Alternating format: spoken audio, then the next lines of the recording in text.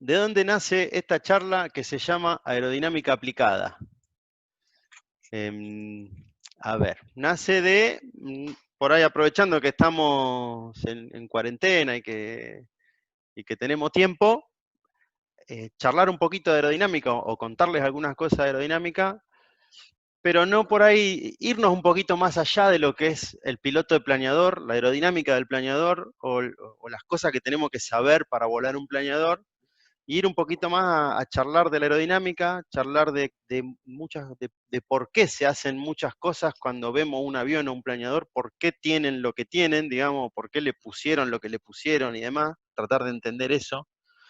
Em, por eso van a ver que vamos a hablar de planeadores, pero vamos a hablar también de aviones, porque hasta esta primer charla es todo lo mismo, porque como vamos a estar hablando de sustentación y resistencia, ahí no cambia la cuestión, digamos. Sustentación y resistencia, avión, planeador, un 747, el Concorde, todos vuelan con la misma física. Así que acá no van a ver mucha diferencia, en las siguientes partes probablemente un poco más.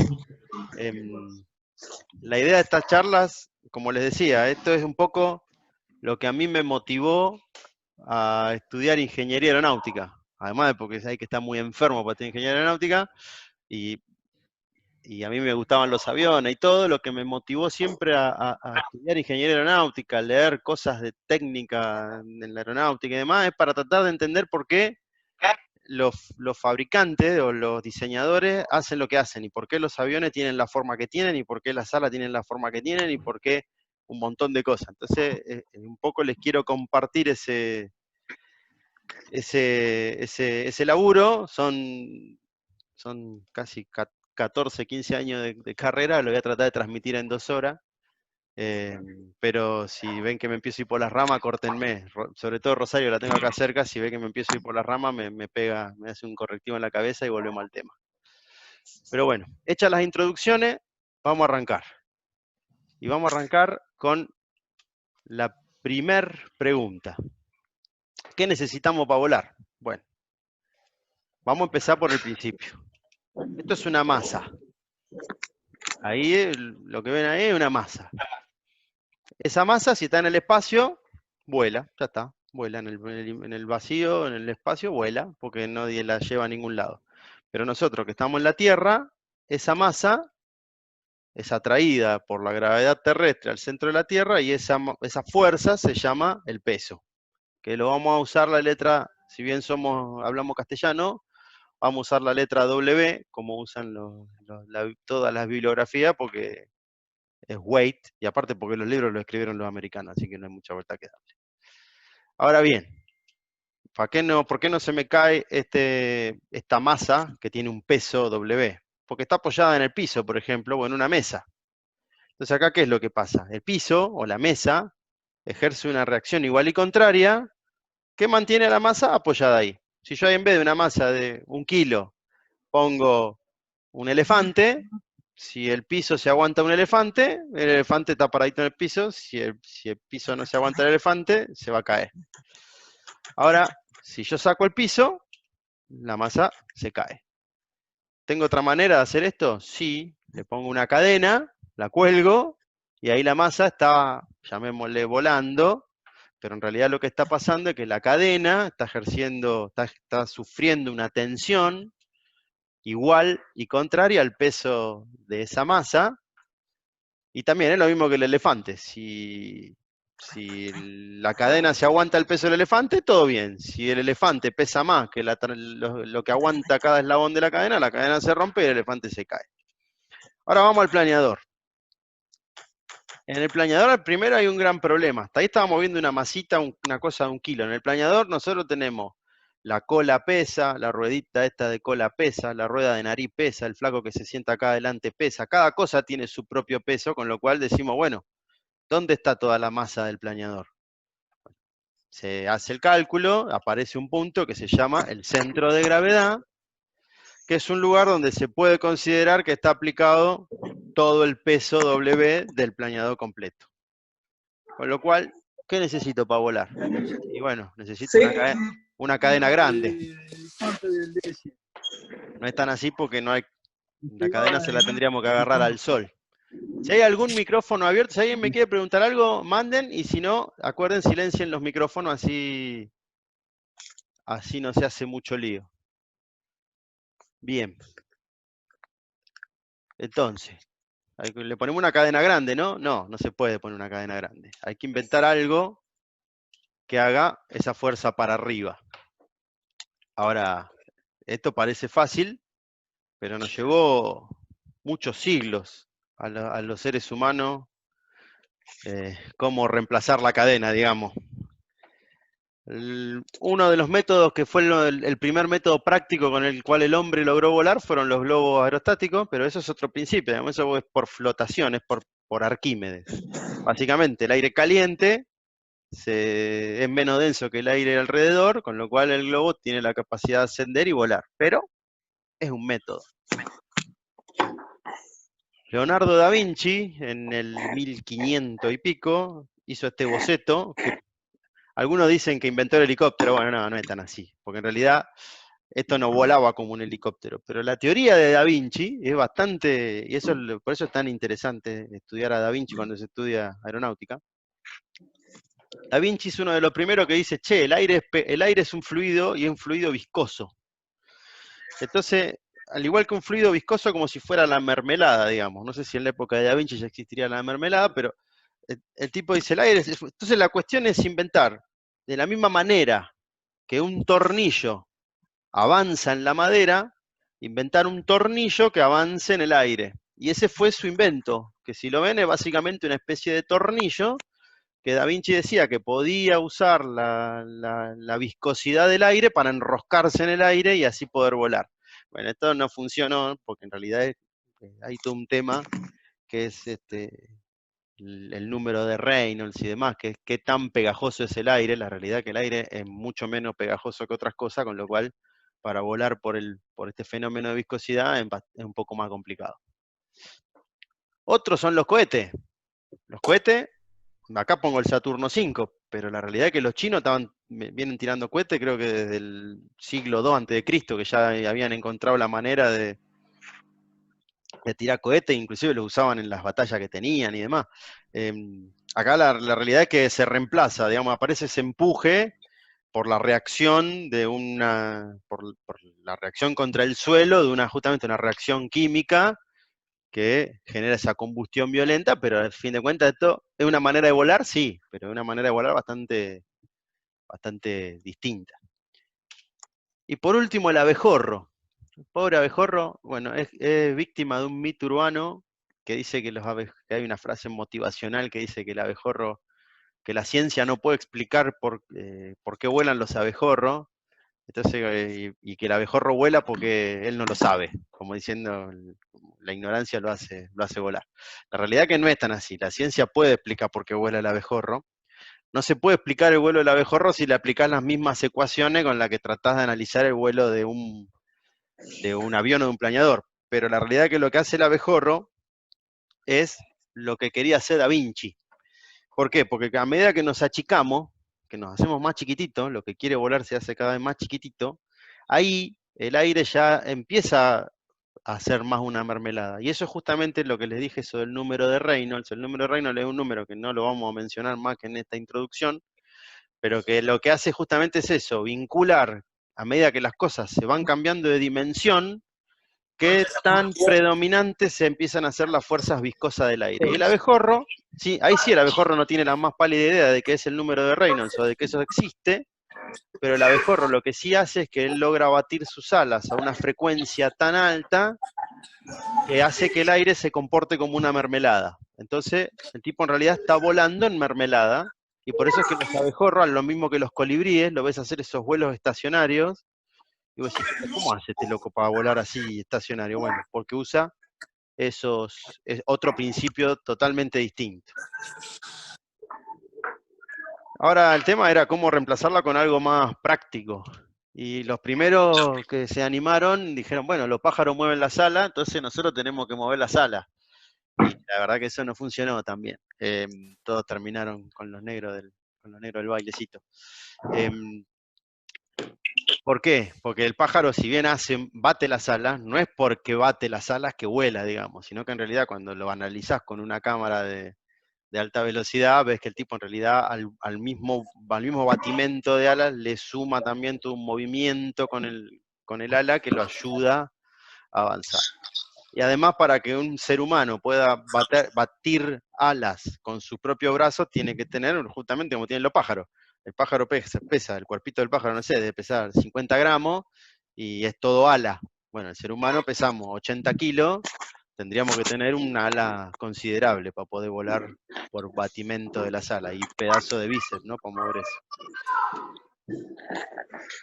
En el 1900 aparecen estos dos señores, los hermanos Wright, que la verdad que los hermanos Wright no inventaron nada. Pero ojo, tampoco voy a decir que los hermanos Wright eran dopeleles. Los tipos no inventaron nada, pero la verdad que... y no inventaron nada porque ya en el 1900 se sabía sobradamente cómo volar. De hecho, Otto Lilienthal, un alemán, se venía tirando en planeador desde 1880 y con vuelos bastante interesantes. O sea que ya el principio físico del vuelo estaba. Lo que faltaba era un motor lo suficientemente potente para poder movilizarse a través del aire, en realidad no potente, pero que sea lo suficientemente liviano y que entregue la potencia necesaria, porque hasta ese momento, si bien había motores, eran... No lo pongas a lavar, déjalo ahí pasadito. Sí, hay varios micrófonos abiertos. Por ahí, a ver, esperen que me fijo cuáles son los micrófonos que están abiertos, y si no los empiezo a mutear a lo guapo, ¿eh? A ver, Guille Wossi, ahí está. Claudia, no sé quién es Claudia, micrófono abierto. Facundo, micrófono abierto. Y uno que es Galaxy J3 también, micrófono abierto. Ah, está. Ahí ya vamos teniendo menor ruido. Bien. Los Wright lo que inventaron fue el sistema de control. Eso sí fue la gran diferencia que inventaron los Wright. En la charla de hoy no vamos a hablar mucho de control, eso lo vamos a dejar para la segunda parte, pero sí los hermanos Wright lo que perfeccionaron fue un sistema de control de lo tanto posible. De hecho, el que ellos inventaron hoy ya prácticamente no se usa más, pero los fundamentos sí los tenían. ¿Qué hicieron los Wright? Los Wright en realidad lo que hicieron fue agarrar todo lo que se había hecho hasta ese momento y lo empezaron a recopilar y lo empezaron a analizar. Y fueron los primeros, sí, eso es un mérito de los Wright, fueron los primeros en agarrar con un enfoque bien científico la problemática de volar. Y sí, los hermanos Wright inventaron algo que es el túnel de viento. Los hermanos Wright construyeron, ellos eran bicicleteros, digamos, no eran ingenieros aeronáuticos, no existían los ingenieros aeronáuticos, de hecho. Eran fabricantes y reparadores de bicicleta que empezaron a probar y fueron perfeccionando la técnica para poder volar. Probaron perfiles, demás, y fueron encontrándole la vuelta. Y así, más sumado a aquellos, diseñaron un motor que era livianito y más o menos tiraba, tampoco que era una, oh, qué bárbaro la potencia que tiene, en 1903 volaron. Y se llevaron el mérito de ser los primeros, pero bueno, siempre fue una cosa media discutida, pero bueno, fueron los primeros. No, la verdad que es meritorio el enfoque sistemático y científico con los que los hermanos Wright enfocaron el problema y lograron volar. Y lo que ellos utilizaron para poder volar fue una máquina que se llama ala. Esa máquina que se llama ala, este es un modelo muy simplificado, pero lo que hace es agarra aire en movimiento, o sea, velocidad, y ese aire en movimiento lo convierte en esa fuerza para arriba que se llama sustentación.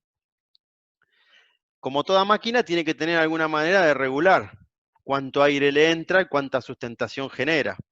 Y esa manera de regular es el ángulo de ataque, digamos, con eso vamos regulando qué tanto aire y qué tanta, sobre todo, qué tanta sustentación genera. Y como toda máquina, genera algo indeseable, que es resistencia. Indefectiblemente, esto no se puede cambiar.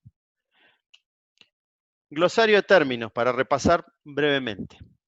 Esto es un perfil alar, la geometría esta que se ve acá es la geometría de un perfil alar.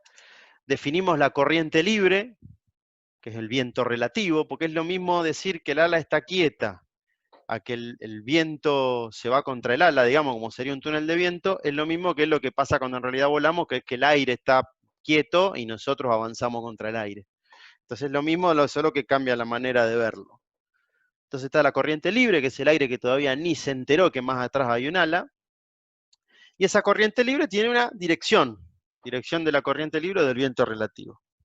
Y hay otra línea, que es lo que se llama la línea de cuerda, que la línea de cuerda es una línea que se define como la que une el punto más adelantado del borde de ataque con el punto más atrasado del borde de fuga. Y el ángulo entre esas dos líneas imaginarias, la del viento relativo y la de la línea de cuerda, es lo que se llama el ángulo de ataque alfa. Pero esto es medio complicado de ver en vuelo, porque salvo algunos aviones que trajeron en su momento, y ahora tampoco se usa mucho, traían sensores de ángulo de ataque. Bueno, ahora sí se usa porque los MAX de hecho se caen porque se les traba ese sensor, así que, o sea que todavía algo de importancia tiene. Pero en realidad el ángulo que nosotros vemos es la línea del horizonte, digamos, la que nosotros vemos cuando volamos es la línea del horizonte. No estamos viendo la dirección de la corriente libre. Y entonces el ángulo que nosotros podemos llegar a ver cuando estamos volando, que es el ángulo entre la línea del horizonte, y vamos a tomar como referencia la línea de cuerda, es lo que se llama el ángulo de actitud, que eso es lo que marcan los horizontes artificiales de los aviones cuando dicen 10 grados, 15 grados en área arriba, en realidad son 10, 15 grados en área arriba respecto del horizonte. El ángulo de ataque puede ser otro. Y para eso, una imagen vale más que 1000 palabras. Fíjense este avión. Ahí está la línea del horizonte. Vamos a suponer que las nubes están alineadas con el horizonte, como debería ser, pero bueno. Y la línea de cuerda es esa línea azul. Entonces el ángulo de actitud de este avión es 90 grados, o más de 90 grados inclusive pareciera ser. Pero el ángulo de ataque, ¿cuánto es? Bueno, depende. Si el avión está en una trepada vertical, está en ascenso, él se sigue encontrando la corriente libre, le viene de la trompa, digamos, de la nariz a la cola. Quiere decir que el ángulo de ataque es bajo. Ahora, si el avión está haciendo una maniobra, que habrán visto video en internet, de que los aviones rusos hacen la cobra y esas cosas raras, ahí sí ya el ángulo de ataque por ahí también está en el orden de los 80 y pico, 70 y pico grados, pero bueno, ahí ya no está volando porque lo sustenta el ala, está volando porque es un motor con alas en realidad, es como el Saturno V. Pero este es un buen ejemplo de que el ángulo de actitud no tiene nada que ver con el ángulo de ataque. En las condiciones de vuelo en las que volamos nosotros, factores de carga bajitos, 1 y pico, 2 por ahí en algún viraje, los acrobáticos un poquito más, pero tampoco mucho más, los ángulos de ataque siempre son parecidos a los ángulos de actitud. Lógicamente, en un looping, por ejemplo, ese es un muy buen ejemplo de cómo el planeador está volando con bajo ángulo de ataque, porque en ningún momento está en pérdida, pero en realidad está volando con alto ángulo de actitud. De hecho, ya llega a dar la vuelta completa. Pero el ángulo de ataque no cambió tanto. Por eso, de hecho, se hace un looping y el planeador está en vuelo, digamos, no es que está haciendo una cobra ni nada de esa cosa rara. Hecha esta aclaración, ahora vamos a empezar a analizar cómo esta máquina, que se llama ala, convierte velocidad de viento en sustentación. Y vamos a hacer una primera prueba a velocidad constante. Y lo que vamos a hacer a la máquina que se llama ala, le vamos a ir cambiando el ángulo de ataque o el alfa. Lógicamente, hasta acá es lógica pura, a medida que le vas aumentando el ángulo de ataque, el ala empieza a generar cada vez más sustentación. Yo acá, el dibujito que hice acá, es un perfil asimétrico. Ahora vamos a ver un poquito más que es un perfil asimétrico. Fíjense que esta ala con 0 grados de ángulo de ataque ya genera un poquito de sustentación. Bien, entonces esto está bárbaro. Yo aumento el alfa, tengo más sustentación. Buenísimo. No, porque en algún momento eso deja de ser lineal y de hecho en algún momento empieza a ir para el otro lado, digamos. Llegamos como a la cresta de la ola y nos caemos para el otro lado. ¿Qué es lo que pasa ahí? Bueno, ahí aparece la pérdida, empieza a aparecer la pérdida de sustentación. En la charla de hoy la vamos a mencionar de refilón 2 o 3 veces, pero no nos vamos a meter en la pérdida, eso lo vamos a dejar para la segunda parte. Con lo cual, nos vamos a quedar en esta charlita con la zona lineal, que la zona lineal es este pedacito que son de vuelta los ángulos normales de vuelo, 5, 10 grados de ángulo de ataque, que son condiciones más o menos normales de vuelo para todos los aviones. Ahora vamos a probar la máquina al revés. Le vamos a dejar un alfa constante y le vamos a dar cada vez más velocidad. Le vamos a meter, digamos, en ese túnel de viento imaginario, le vamos a empezar a dar cada vez más velocidad. ¿Y con qué nos encontramos? Que empieza a generar sustentación con el cuadrado de la velocidad. O sea, si yo a 100 km por hora generaba X kilo, a 200 km por hora no genero el doble, genero 4 veces más. ¿Por qué? Porque es una ley cuadrática. Con lo cual, acá ya empieza a haber un tema, porque yo dijimos que con el ángulo de ataque regulo la velocidad, perdón, la sustentación que le saco al ala, pero en el medio me va cambiando a mí la velocidad de vuelo a medida que me van apareciendo distintas necesidades. Bueno, ese chiste es justamente que la solución para el vuelo recto y nivelado, llamémosle, los planeadores podemos volar recto, nivelado bueno, es un descenso uniforme, pero en esa condición es porque llegamos a un equilibrio, donde para la velocidad que tenemos, el ala está generando una determinada sustentación, y a ese ángulo de ataque, esa determinada sustentación es la que se equipara con el peso.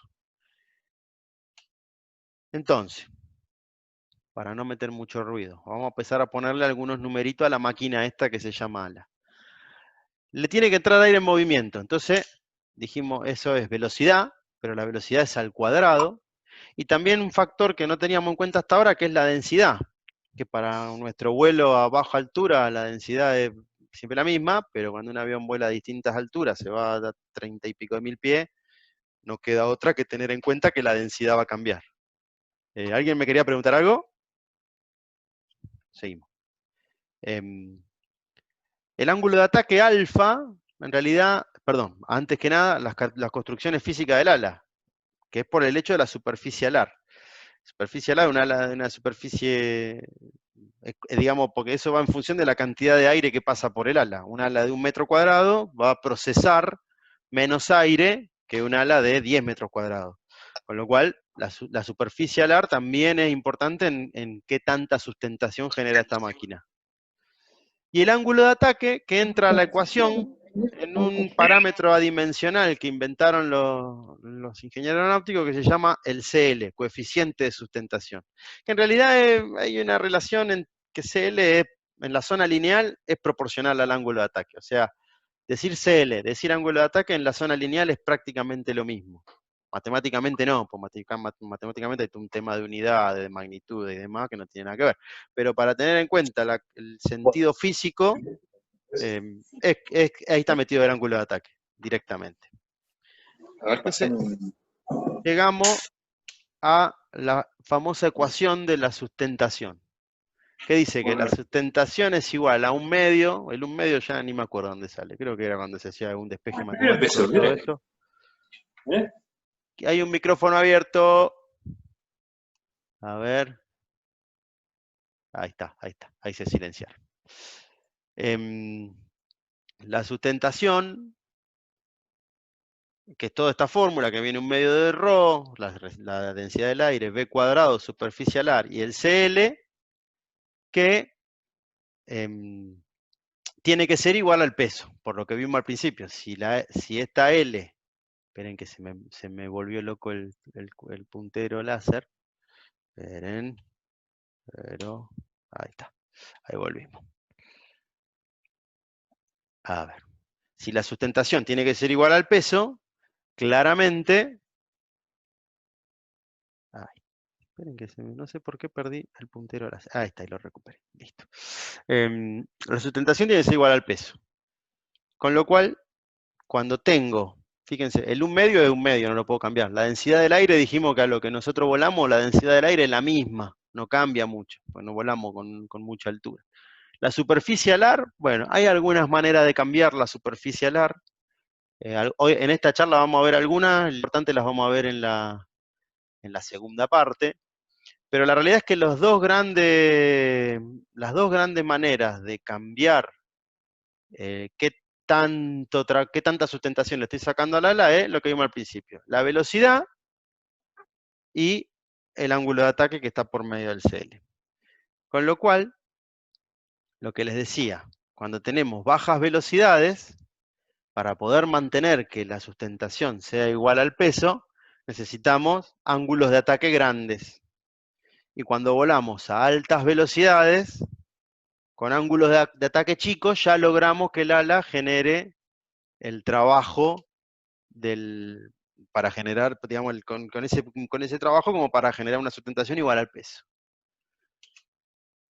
Ahora, hasta acá estamos hablando de qué hace el ala, digamos, pero no nos metimos en el fenómeno físico.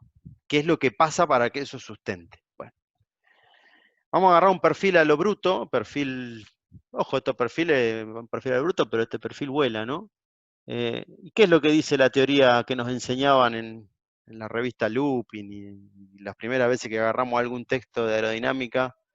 Nos decían cómo era la sustentación. Decía que venía la corriente de aire, venían dos moleculitas de aire, que ahí me tomé la libertad artística de darles expresión humana, de las cuales una se va a encontrar con el perfil y va a ir por la parte de arriba, lo que se llama el extra 2, y otra va a tener que ir por la parte de abajo, lo que se llama el intra 2.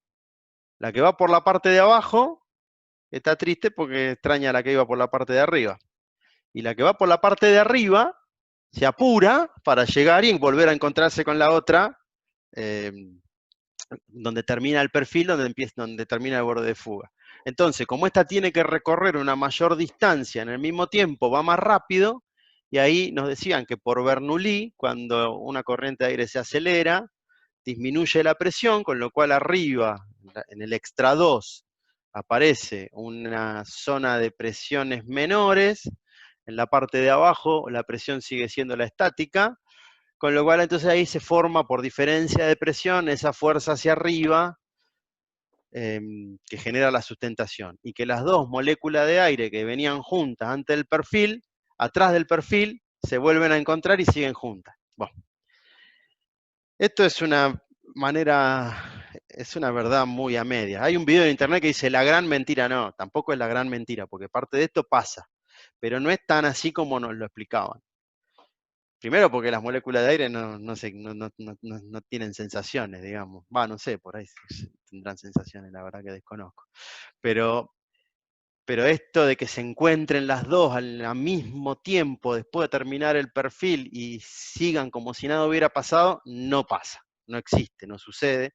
Y de hecho este modelo no explica, por ejemplo, los perfiles delgados, como esto que usaba el Blériot de 1909, que el Blériot de 1909 volaba, y no solo que volaba, cruzó el Canal de la Mancha, esta porquería. O, por ejemplo, ¿por qué vuela un perfil simétrico? Porque en un perfil simétrico, la distancia, digamos, en el extra 2 y en el intra 2 son la misma, con lo cual, ahí, si bien existe el principio de Bernoulli, ahí no se aplicaría. Y tampoco explica por qué un avión puede volar invertido. Porque si el avión vuela invertido, ya está, se fue todos los caños. Porque el extra 2 sigue siendo extra 2 y va a tener la distancia más larga, más, digamos, sí, más grande, pero si el avión lo di vuelta, eso pasa a ser intra 2, con lo cual la sustentación iría para abajo, y el avión al ponerse en invertido se caería, lo cual ya también sabemos que no pasa. Los que han volado alguna vez con el Colo saben que no pasa. Entonces, esto es una parte, pero no es toda la verdad. ¿Qué es lo que falta? Vamos ahora, entonces vamos a pensar, vamos a hacer algo bien sencillo, ciencia a lo bruto, que es lo que hacíamos cuando sacamos la mano por la ventanilla del auto y le ponemos un poquito de ángulo de ataque a la mano y sentimos cómo nos sustenta. Y la mano no tiene forma de perfil, ni 8 cuartos, o sea, ¿cómo vuela eso? Bueno, vamos a imaginar un ala que sería una placa plana, algo parecido a lo que era el avión de Blériot. ¿Qué viene? Viene la corriente de aire. Prometo que no voy a dibujar las pelotitas románticas, no lo voy a hacer más. Viene la corriente de aire, se encuentra con la placa esa, entonces se ve forzada a cambiar su dirección y sigue en la dirección de la placa, hasta el infinito. ¿Qué es lo que sucede físicamente con la molécula de aire? Viene en una dirección y de golpe cambia a otra. Cuando algo cambia una dirección, esto es un vector, velocidad de la molécula de aire, y esto es como quedó después de encontrarse con la placa plana. Con lo cual, para que eso pase, si el primer principio de Newton, fuerza igual a masa, tiene que haber algo que se llama una aceleración, que es lo que le cambie el sentido a la velocidad, la dirección a la velocidad, perdón. Y para que haya una aceleración tiene que haber una fuerza, y esa fuerza no es ni más ni menos que el choque contra la placa, contra el ala esta, contra este cacho de cartón, contra esa placa, y genera una reacción igual y contraria sobre la placa, que es sumada a todas las moleculitas de aire que se chocan contra el ala, van a generar una sustentación. Bueno, esto tampoco es tan cierto. Esto vuela, ¿eh? Yo, como un profesor mío en la facultad decía que un ladrillo, si con suficiente ángulo de ataque y suficiente velocidad, va a generar sustentación. Esto sustenta, y acá no hay Bernoulli, o sea que también, entonces, esta teoría vale, pero tiene un problema esta teoría, y por algo las alas que nosotros usamos no tienen esta forma. Esto genera muchísima resistencia, porque fíjense que la reacción tiene una parte en el sentido de la sustentación, y otra parte en el sentido de un sentido adverso, digamos, en un sentido que te tiende a frenar. Bueno, esto vuela, pero genera mucha resistencia. Entonces, ¿qué es lo que se usa hoy? Ahora vamos a ir a algo un poquito más parecido. Esto ya es más parecido a los perfiles que vemos nosotros en los planeadores y en los aviones. Viene la corriente libre sin perturbación. Un cachito antes de encontrarse con el ala, ya el ala empieza a perturbar todo el aire. Entonces el flujo se torna ligeramente ascendente, eso se llama upwash. Y después de pasar por el perfil, el flujo se torna ligeramente descendente, digamos, inclusive queda más bajo de lo que estaba antes, como que la perturbación sigue atrás del ala, y en una velocidad, digamos, descendente. Eso se llama downwash. Entonces, por principio de conservación de la cantidad de movimiento, que es un principio físico, para que la corriente de aire cambie de dirección, que es lo que hablábamos antes, tiene que aparecer una reacción hacia arriba en el ala. Pero el hecho de tener este cuerpo fuselado, este perfil, esta forma, esta geometría de perfil que se llama, también tiene otro efecto, que es que en la parte de arriba, en el extra 2, el aire alcanza más velocidad, en la parte de abajo, en el intra 2, el aire reduce un poco la velocidad. Con lo cual también está volando por Bernoulli. O sea, la realidad es que los perfiles vuelan por las dos cosas. Vuelan un poquito por Bernoulli y un poquito por el fenómeno de deflexión que generan en la corriente de aire. O sea, eh, ninguno miente. El que te dice que los aviones vuelan por Bernoulli es una parte de la verdad. El que te dice que los aviones vuelan porque deflectan a las moléculas de aire es otra parte de la verdad. Pero la verdad completa en realidad la vamos a ver cuando terminemos de ver la resistencia inducida. Bien. Entonces, esperen que me adelante un poquito. Entonces, resumiendo, yo agarro el perfil y en torno al perfil hay un montón de pequeñas fuercitas, algunas inclusive que se oponen. Hay fuerzas también en el intra 2, o sea, hay un montón de pequeñas fuercitas. Es muy difícil, si yo lo dejaría así el problema, porque es bastante difícil de sistematizar. Entonces, ¿qué se hace? De la misma manera que hicimos cuando vimos el planeador y vimos que concentrar todo el peso en un único punto, acá se hace lo mismo. Se define un punto que es el centro de presiones, y ahí se considera que está aplicada la resultante aerodinámica, que es la fuerza que se genera en el ala por el hecho de que esté pasando aire a un determinado ángulo de ataque. Ahora bien, hasta ahí tampoco me sirve de mucho, porque yo lo que quería, yo empecé con todo este problema reemplazando la cadena. Y dije, y acá tengo una resultante aerodinámica que va un poco para arriba, un poco para atrás. Bueno, ¿qué es lo que se hace? Se toma una referencia, no más que eso, que por lo general se suele tomar la dirección de la corriente libre. Entonces esa resultante aerodinámica se descompone en dos. La primera parte, que es perpendicular a la corriente libre, se le dice que es la sustentación, y la otra partecita, que es paralela, digamos, colineal a la corriente libre, es lo que llamamos la resistencia. Entonces, ahí está un poquito más explicado la máquina que llamamos ala, pero hasta acá estamos viendo el perfil, de hecho, ni siquiera estamos viendo el ala. Y la realidad es que cuando nosotros estamos analizando es un problema tridimensional, el ala completa. Bueno, y ahí cuando empezamos a ver cómo cada perfil aporta la sustentación total del planeador, ahí nos encontramos con que no podemos ir mucho más sin meternos a analizar las resistencias. No es la capital del Chaco, la resistencia es justamente esas fuerzas indeseadas que aparecen. Y la resistencia no es una sola. La resistencia en realidad la resistencia total nace de un montón de pequeñas resistencias. Hay una resistencia que es la resistencia parásita, que es ni más ni menos el hecho de que el aire se opone al avance del cuerpo. Lo mismo que en un barco, lo mismo que en cualquier cosa. Y después hay una resistencia inducida, que es un efecto colateral del ala por el hecho de generar sustentación.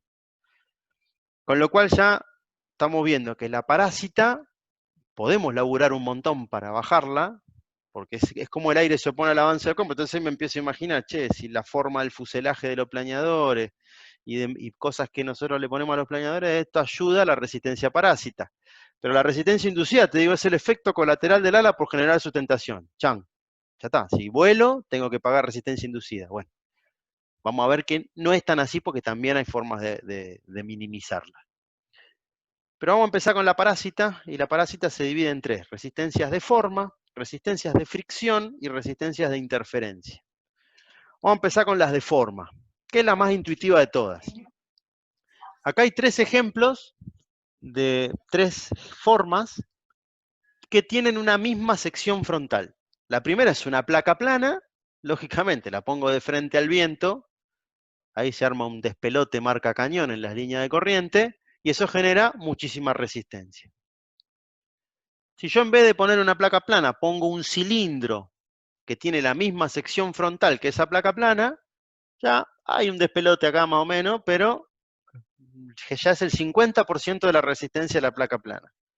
Y si voy un poquito más allá, y a eso le hago la formita de lo que sería un cuerpo fuselado, que es lo que tenemos en los planeadores y demás, ahí ya, para una misma sección frontal, es el 10% de la resistencia. Entonces acá está explicado por qué los fuselajes tienen las formas que tienen, por qué los perfiles aerodinámicos tienen parte de la forma que tienen, por qué a los Cessna 150 se le ponen los pantalones, o a los 182 también, por qué es muy buena idea guardar el tren de aterrizaje, porque el tren de aterrizaje es una rueda, genera el 50% de la resistencia, que si eso fuera una placa plana, no es poco. Entonces, acá la resistencia de forma es algo bien geométrico. La resistencia de fricción. Bueno, acá la resistencia de fricción ya es un poco más difícil de ver. ¿Por qué? Porque para ver esto tenemos que hacer zoom en el ala y tenemos que ver el fenómeno ya más microscópico de qué pasa con el aire que está circulando alrededor del ala. Esa es la superficie del ala. Las moleculitas de aire se están moviendo con una determinada velocidad. Pero si yo pudiera ir ahí con esa lupa a medir la velocidad de las moléculas de aire, a medida que me voy acercando al ala, me encuentro con que cada vez un poquito menos. Y en teoría, la molécula de aire que está pegada al ala, esa no tiene velocidad. ¿Esto por qué es? Porque, como dijimos al principio, el aire es pegajoso. Y si bien nosotros no nos damos cuenta, el aire es pegajoso y se pega a nuestras alas, se pega a nuestro fuselaje, y por eso todo tiene cuando lo vemos ahí al detalle, tiene esta distribución de velocidades. Esto, si yo me voy de ahí para arriba, sigue todo igual, como si eso no existiera. Pero este pedacito que está afectado por esa distribución de velocidades se llama capa límite. Es muy finita la capa límite, es del orden de los milímetros, depende por ahí mucho de la rugosidad del perfil y algunas cosas, pero es del orden de los milímetros. Y en la capa límite, lo que les decía, ahí se ponen de manifiesto las fuerzas viscosas o de fricción del aire. Entonces, es muy importante, hasta acá no habíamos hablado, de que hablamos un poquito por arriba del abejorro y qué sé yo, pero nosotros también nos joroba que el aire sea pegajoso. En realidad no nos joroba, es casi lo que nos hace volar, pero bueno. Entonces, ¿qué es lo que pasa con esta resistencia a fricción? En condiciones como vimos recién, las partículas de aire van ordenaditas. Las que están más cerca del ala van más despacito y las que están más lejos van más rápido, pero van ordenadas, como en láminas. Eso se llama capa límite laminar. Puede pasar que en algún momento eso se desordene y en realidad se arma, como ahí se ponen de manifiesto las fuerzas viscosas, empiezan las vorticidades, empieza a girar, empieza un despelote, y eso, en desplazamiento desordenado y demás, es la capa límite turbulenta. En nuestras alas coexisten las dos. Pero una capa límite turbulenta genera más de 5 veces la resistencia de la capa límite laminar. O sea que, si yo quiero tener un perfil, un planeador, un ala que genere poca resistencia, necesito que la capa límite sea laminar lo máximo que sea posible. Y eso es muy interesante. ¿Qué es lo que sucede? Por eso les digo que por más que hagamos los mejores esfuerzos, las dos coexisten en nuestros perfiles, en nuestras alas.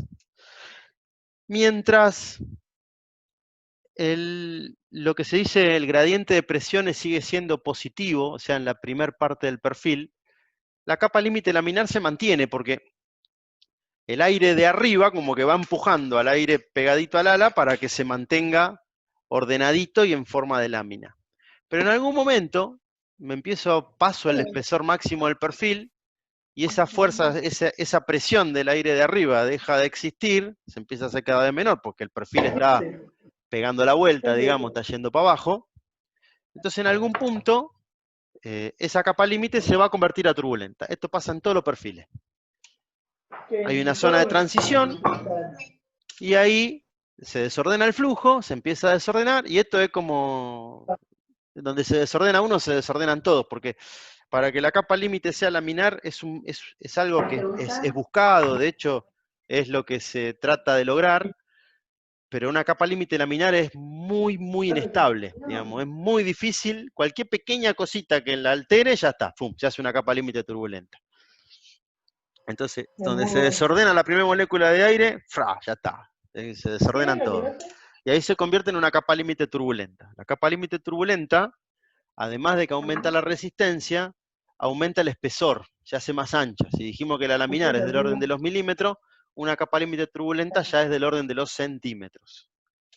Acá se puede ver en un modelo de simulación cómo la capa límite va a laminar, acá la turbulan a propósito, digamos, la perturban a propósito, pero más o menos todavía se mantiene porque justamente el gradiente de presiones todavía la aprieta contra el perfil, entonces no le da tanta fuerza para que se desordene. Pero en algún momento se empieza a desordenar y acá se ve como al desordenarse, además de que empieza el movimiento errático de las partículas, se aumenta el espesor de la capa límite. Entonces, ¿qué hicieron los ingenieros aeronáuticos? Dijeron, che, acá lo que hay que hacer es buscar la manera de que el perfil sea lo más laminar que sea posible y que ese punto de transición ocurra lo más atrás que se pueda. Bueno, eso existe, de hecho es lo que nosotros hoy volamos, son lo que se llaman perfiles laminares. Ahí lo que ven es el perfil Clark E, que es el perfil del J3, creo que también es el perfil del PA11, no me acuerdo. Pero el Clark E, fíjense, tiene su máximo espesor acá. Con lo cual, la capa límite va a ser laminar hasta acá, quizá un cachito más, y de acá para acá ya es turbulenta. Y fíjense, el perfil que tenía el Mustang, que fue el primer avión en usar perfiles laminares, fíjense dónde tiene el máximo espesor. Mucho más allá del 50% de la cuerda. Entonces, este perfil mantiene el gradiente de presiones positivo hasta acá atrás, y después sí, acá en algún momento se va a generar la transición a turbulento. Pero por lo menos la mayor parte del perfil vuela en capa límite laminar. Y nosotros, los planeadores, fíjense, este es un perfil Boardman, que es algo de lo que se usa en muchos de los planeadores que volamos nosotros. Si no me falla la memoria, es el perfil de la S, no sé si es el de la Hasta la podés S20 pisar o el de la toda. Y S19. cuando está, siempre A podés ver que cortar tenemos o un pisar. micrófono Más al difícil mango. sí, Esperen. pasarlo uno medio blando, ya Ahí, pisar. ahí lo mutí, listo. Bien. Este es el perfil que se usa en un perfil muy moderno en planeadores. Fíjense también, la capa, el máximo espesor está tirado casi al 50%. Entonces, toda esta primera parte vuela en capa límite laminar y en algún lugar por acá va a existir la transición a capa límite turbulenta, pero de vuelta, la mayor parte del perfil está volando en capa límite laminar. Ahora bien, y acá viene por qué somos tan hinchas cuando hay que limpiar el planeador a la mañana. Si yo tengo un planeador con este perfil y le dejé pegado el bichito que dejó el del día anterior, o volando se me fueron pegando los bichitos, donde se pegó ese bichito, como les decía, la capa límite la capa límite laminar es muy delicada. Una pequeña perturbación y ya se pierde. Si tenemos pegado un bichito, independiente, ahí nomás, en forma de V corta, se empieza a generar la transición de capa límite laminar a turbulenta, y ese pedacito de ala está generando 5% más de resistencia.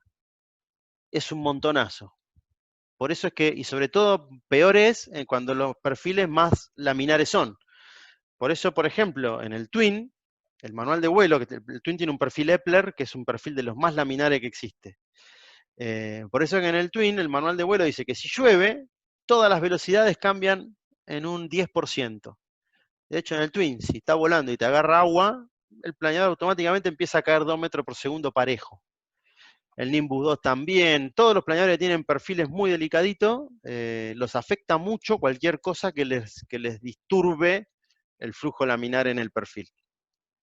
Y algo importante, fíjense, por eso el PA11 no se gastan mucho, cuando en un PA11, si lo vieron, el ala, no solo el PA11, en un Cessna 150, los aviones convencionales, tiene las costillas, los parches de entelado, los remaches, los montantes, los cables de comando. O sea, ¿por qué? Porque en una capa límite turbulenta no es tan importante. Ya es un despelote la capa límite, que haya un cable en el medio no le hace mucho a la cosa.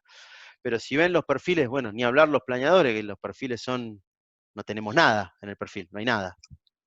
Y aún en los aviones se usan los remaches, los aviones de perfil laminar, se usan los remaches embutidos, los remaches que se llaman streamline, o sea que no sobresalen a la corriente. El Blanick, por ejemplo, el Blanick es una obra de arte. Cuando ves el ala del Blanick, todos los remaches están todos remachaditos, streamlining, digamos, para que ninguno sobresalga y ninguno perturbe el flujo laminar de la capa límite. Ahora bien, algunas cosas importantes con la capa límite, y la capa límite laminar sobre todo. La capa límite, los perfiles laminares, sobre todo la cola y los timones de dirección, que suelen tener perfiles que son muy laminares, justamente el hecho de que la capa límite sea tan delicada, hace que en los perfiles muy laminares, pequeños movimientos de la superficie de comando o pequeños movimientos del planeador respecto de la corriente de aire van generando que esa capa límite se vaya pegando y despegando. Se hace laminar, turbulenta. Y lo que tiene de malo eso, que cuando se hace turbulenta, no es que se hace turbulenta y ahí queda, se hace turbulenta y como que arranca un poquito de lo de adelante, y si encima cerca de ese lugar hay una superficie de comando, genera también en la superficie de comando un efecto como de que la hace vibrar y demás, o sea, es un poco incómodo. Entonces, en los planeadores modernos, van a ver que van a ver estas cintitas pegadas. Fíjense, este la tiene acá antes del timón de profundidad y la tiene acá antes del timón de dirección. Esos son turbuladores. Justamente, ¿cuál es la función de esos bichos? La función de esos bichos es controladamente en un punto donde ya no me genera tanto lío, que se genere la transición de la capa límite laminar a la turbulenta. Entonces la tengo controlada en un punto, y de esa manera logro que toda la capa límite laminar sea mucho más estable, porque la transición es controlada. Por eso los planeadores modernos van a ver que todos vienen ya con esto. Y para los no tan modernos, hay gente que se ha dedicado a investigar y te dice más o menos en qué coordenada del perfil le tenés que poner los turbuladores para lograr ese efecto. Y después otra cosa interesante es que cómo va cambiando la zona laminar en función del ángulo de ataque. Fíjense que para un perfil que con ángulo de ataque 0 tiene la zona laminar que va en este rango, digamos, sería la banda azul, cuando a ese perfil le reducimos, le bajamos el alfa, digamos, le damos, llamémosle más velocidad, la capa límite se hace laminar por más tiempo, y cuando le levantamos la nariz, la capa límite se hace turbulenta por más tiempo. Por eso es que se usan también gran parte de los turbuladores para ajustar justamente el perfil a estas condiciones, y entre otras cosas que ha habido muchos inventos y anduvieron bien, para hacer, por ejemplo, experimentos con la succión de capa límite, algo llamado control activo de capa límite, que era ir chupando o soplando capa límite en determinados lugares del perfil para lograr que todo el perfil vuele en aire laminar. Eso se hizo mucho en planeadores, lo hizo un piloto holandés, que además era medio científico, se llamaba Baer Baer, no sé bien cuál era el nombre, cuál era el apellido. Hizo varias pruebas y la verdad que el tipo con un DG300, que es un planeador que no es para los chicos del Zárate, no es mucho más que un DG100, pero el tipo con ese DG300, controlando capa límite, lo hacía volar como una S20 más o menos. ¿Por qué? Porque reducía al máximo posible la resistencia a fricción. Y ahora vamos a charlar brevemente de la resistencia de interferencia. La resistencia a interferencia, meternos en el fenómeno físico es medio un chino, pero básicamente como el fuselaje tiene su capa límite y el ala tiene su capa límite, en el punto donde se encuentran los dos, se chocan las dos capas límite y se genera ahí un despelote. Básicamente eso es la resistencia de interferencia. Por eso ocurre en la raíz, en la unión ala fuselaje, en la unión del estabilizador horizontal con el fuselaje, en los que tienen motor, en donde se junta ¿cómo es? La góndola del motor con el ala y demás.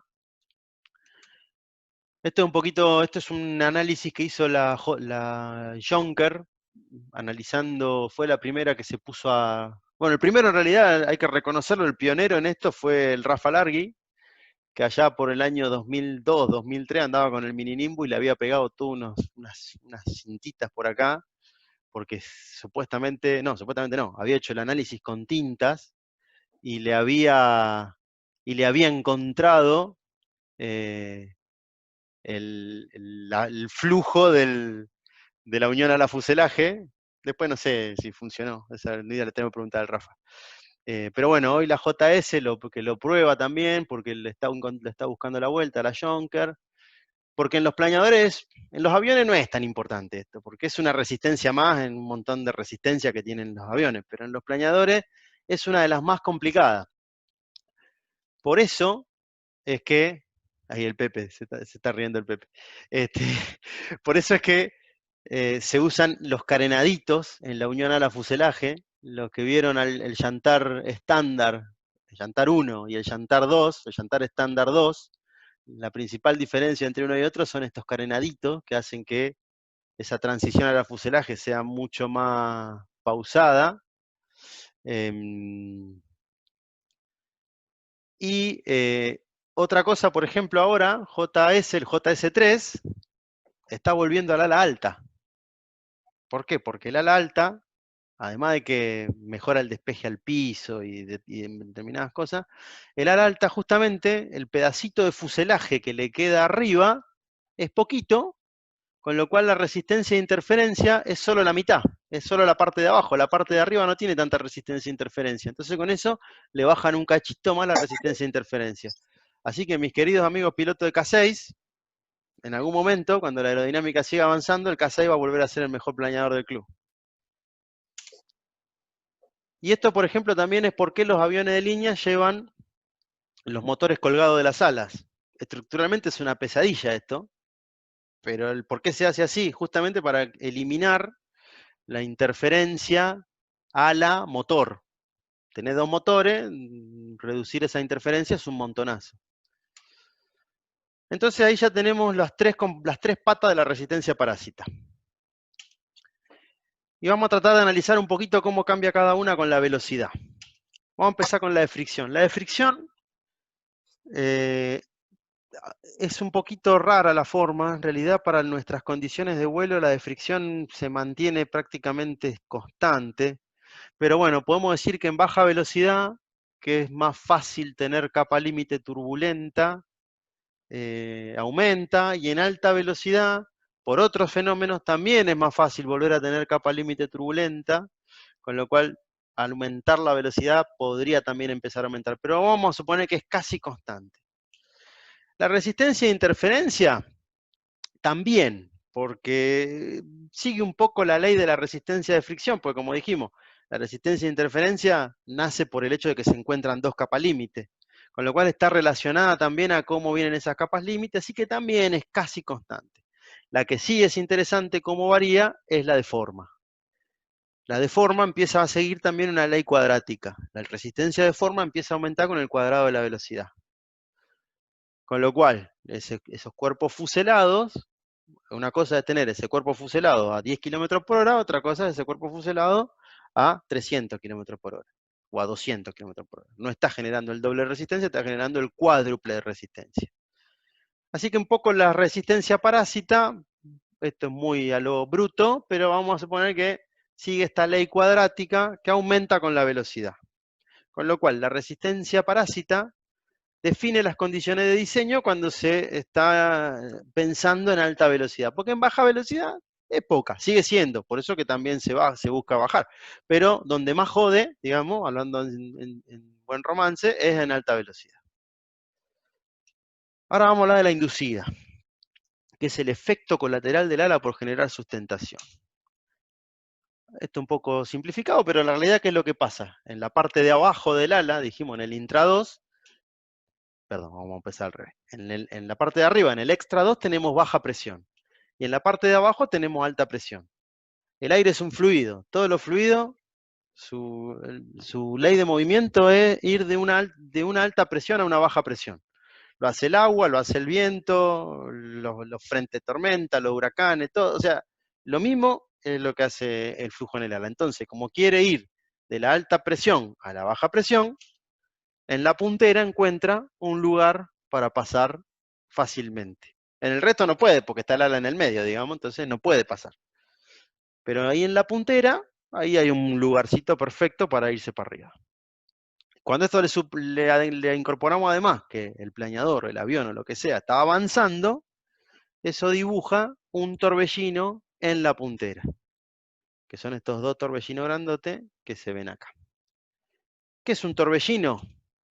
Un torbellino no es ni más ni menos que un tornado, un torbellino grande, digamos, demasiado grande. Si alguna vez ven esto volando, no es una tromba, no se le tiren. El torbellino que tiene en el medio, una baja presión, una línea de muy baja presión. ¿Y una baja presión qué es? Una aspiradora. O sea, el hecho de que se nos forme un pequeño tornado a escala en la puntera de ala es lo mismo que decir que tenemos una aspiradora en la puntera de ala. No solo en la puntera de ala, tenemos una aspiradora en toda esa línea que va, por la cual va prolongándose ese tornadito, digamos. Tenemos una baja presión, una aspiradora. ¿Eso entonces qué produce? Ahí vemos un ejemplo de torbellino de puntera, para que se vea que es grande el problema. Esto fue unos experimentos que hizo NASA después de varios accidentes que tuvieron con aviones grandes, de que los ponían muy cerquita uno de otro, y se morfaban la turbulencia de puntera, y algunas veces terminó con el avión hecho pedazo, Entonces, bueno, empezaron a investigar cuánto se prolongaba, cuánto duraba y demás.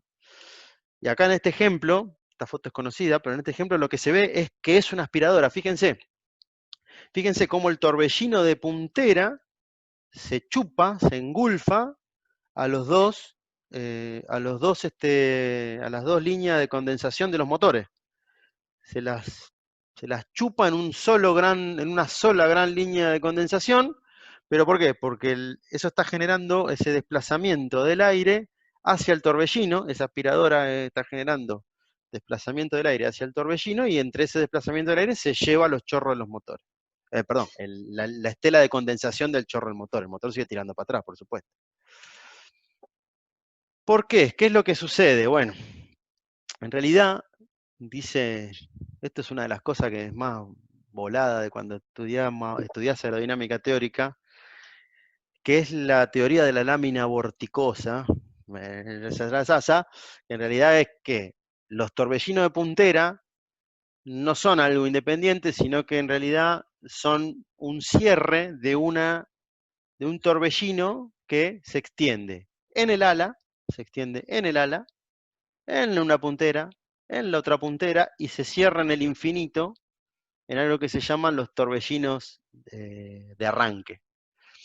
¿Por qué se le dio este nombre a esta cosa? Bueno, pues los torbellinos de arranque se ven muy bien en el túnel de viento. En un avión, en un movimiento normal de un avión, como va ganando velocidad de a poco, no se llegan a ver bien los torbellinos de arranque. Pero en un túnel de viento, cuando vos tenés el perfil y de golpe le tirás la velocidad de una, en un primer instante se ve ese torbellino de arranque. Que no es ni más ni menos que en un primer momento, además de que el aire puede encontrar el punto de pasaje de la parte de alta presión a la de baja presión en la puntera, también la encuentra en el borde de fuga. Lógicamente, después, a medida que viene aire nuevo, eso se barre, y ese torbellino de arranque supuestamente se pierde en el infinito. No es que se pierde en el infinito, sino que se amortigua en un avión en vuelo, sino es que ese torbellino de arranque se amortigua digamos, en el aire. No es que hay un lugar en el cielo que están todos los torbellinos de arranque de todos los aviones que están volando, sino que eso se amortigua en el aire y no llega al infinito, ni mucho menos. Pero sí, la teoría de circulación, como bien ahí acota Andrés en el chat, la teoría de circulación nos sirve un poquito para explicar por qué vuela el ala. Y de una manera un poquito, porque vos dices, che, ¿pero dónde hay un torbellino en el ala? Me están cachando. En realidad no hay un torbellino en el ala, pero el ala, al desplazarse en una corriente fluida, en una corriente de aire, es como si, o sea, el efecto que genera en el aire es como si el ala misma fuera un torbellino. ¿Por qué?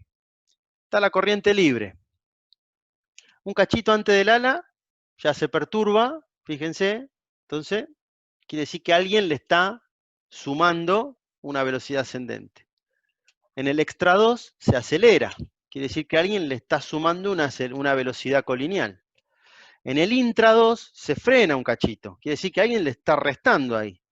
Y después del borde de fuga, como que sale descendente, lo que vimos al principio, el downwash.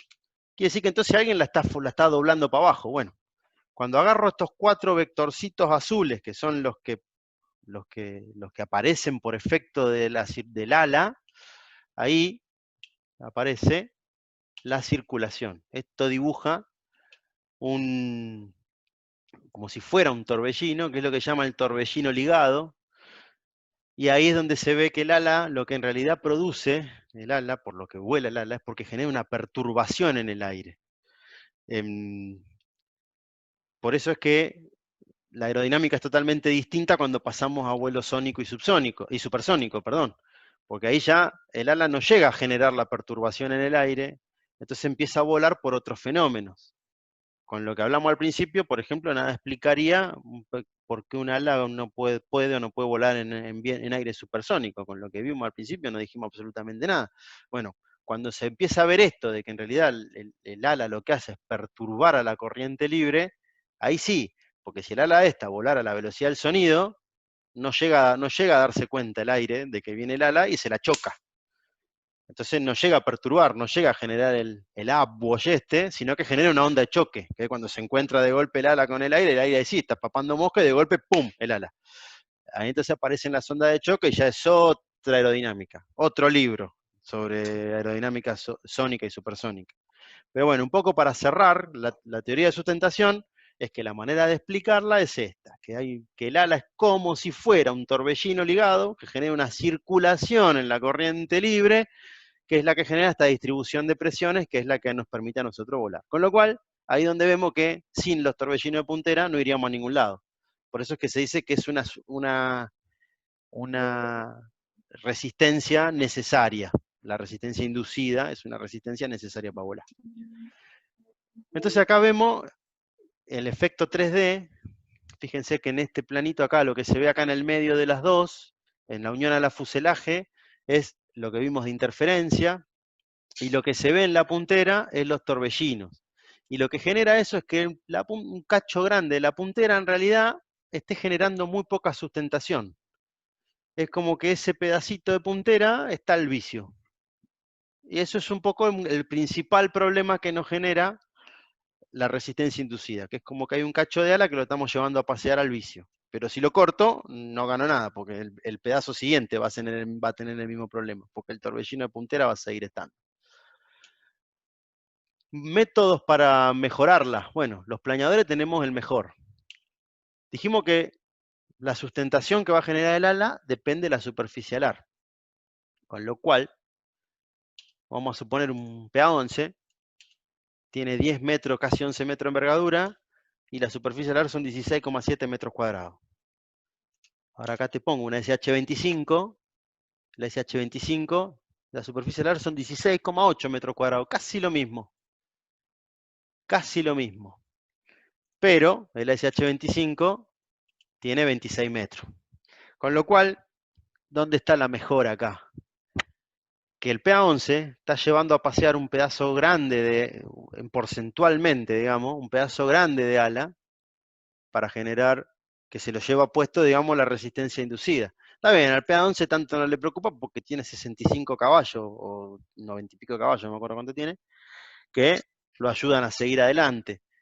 El ASH25, que no tiene esa facilidad, necesita que sea un pedacito chiquitito de puntera el que realmente esté sufriendo y que el resto del ala se dedique a generar sustentación. Hay un detalle, varios detalles, pero vamos a ir a los más importantes. Primero, que es mucho más fácil construir el ala de un PA11 que el ala de un ASH25, porque para hacer un ala de 26 metros con un solo larguero y con ese alargamiento, esto se llama alargamiento, es un laburo estructural muy complicado. Y la otra es que, no se olviden que la resistencia de forma que vimos al principio depende de la sección, sigue dependiendo de la sección frontal expuesta.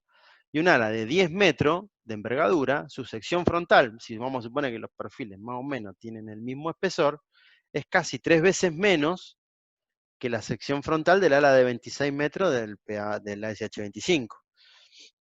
En realidad no tanto, porque la SH25 tiene perfiles más delgados y demás. Vamos a ponerle que sea la de la SH25 sea el doble. Pero bueno, en el SH25 o en un planeador, ¿qué es lo que se busca? Se busca reducir la resistencia inducida, porque en los planeadores la resistencia inducida jode y mucho, por más que eso nos genere pagar un poquito de resistencia de forma.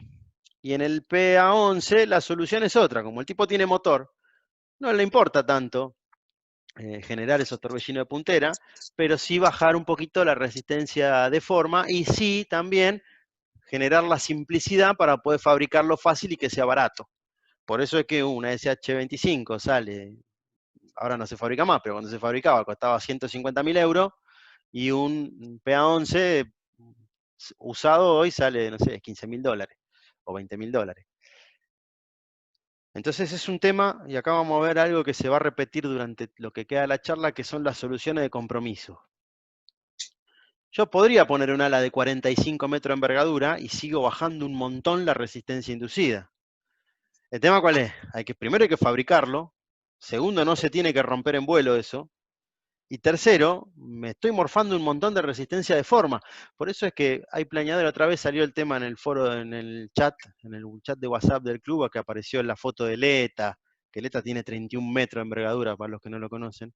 y decir, che, ¿por qué no se siguió por este camino? Fíjense, de hecho, ahora la clase abierta, los planeadores de clase abierta, que es la clase de envergadura libre, al principio eran de 18 metros, después eran de 20, después fueron de 23, después fueron de 26, después fueron de 28, 29, apareció un loco con eleta de 31 metros, y de golpe ahora aparece Jonker y dice, no, yo hago un planeador de 23. Y va y le ganó el campeonato mundial encima. Bueno, ¿por qué? Porque en condiciones de alta velocidad empieza a jugar a favor el hecho de no tener tanta resistencia de forma. Porque acuérdense que la resistencia de forma, que es la principal componente de la resistencia parásita, aumenta con la velocidad al cuadrado. Con lo cual entonces esos planeadores cuando salen en un día bueno a planear a 200 km por hora, y el ASH25 no tiene nada que hacer. Ahora eso sí, en el día pobre, que tienen que salir a pechugarla los dos, y el ASH25 a 100 km por hora planea uno en 50 y pico largo, uno en 60, y ahí se la pelea al 23 metros. Pero bueno, de vuelta, es un poco y un poco, porque también hay que, estos paquidermos de 26 metros hay que volarlos, no es joda. No tenemos servo como el 737. Piensen que es la envergadura de un 737, que la tenés que mover con la palanquita, igual que volamos el Piwi.